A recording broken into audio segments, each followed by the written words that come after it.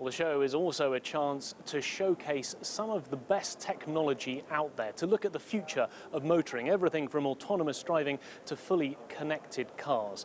Well, to give us a bit of an insight into what's on show here, we've got the Communications Director of the North America International Auto Show, Bob Caza. Bob, thank you so much for joining us. Oh, my pleasure. I just wanted to talk about this area down here, the Special Auto Mobility area. Second year that you're running it. Give me an idea of what this space is all about. So for 2018, what we have behind me is about 150,000 square feet of display space. Inside of that display space, we have nearly 60 tech startups from around the world and another 90 companies that are exhibiting in some fashion, whether they're an OEM, tier one supplier, or somebody that's just starting to get their foot into the mobility sector. And this is the second year that you're running it. I'm guessing that the first year went well. You were hearing that people wanted to see this again? Correct. The first year was incredibly successful for us, hence the growth in the second year. And it's been successful for a few reasons. One of the unique things about the show as a whole is we can call ourselves a global stage. So if there's anybody that has any kind of content that the automotive industry wants to hear about, they're going to come to Detroit in order to get it out there. Now, what the mobility companies found out is, hey, that works for us as well. You know, we're going to share the same stage as OEMs making worldwide reveals, but we're going to talk about different things. We're going to talk about connectivity and autonomy and changing the way that consumers interact with their cars.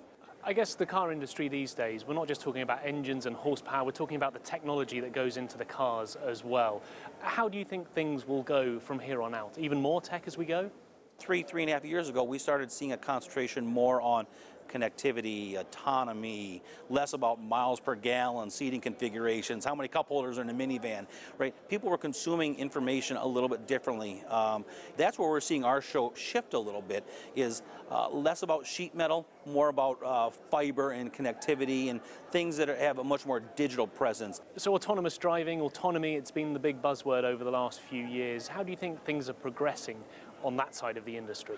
We will see more autonomy in our products within the next 2-3 years. But what autonomy does is bring more mobility factors into play, which means a car needs to be more connected. So autonomy is sort of that tipping point. As cars become more autonomous and we focus less on driving, our vehicles become more of an e-commerce place, an entertainment place. So you see that whole transformation happening much quicker with more mobility being focused on that cockpit.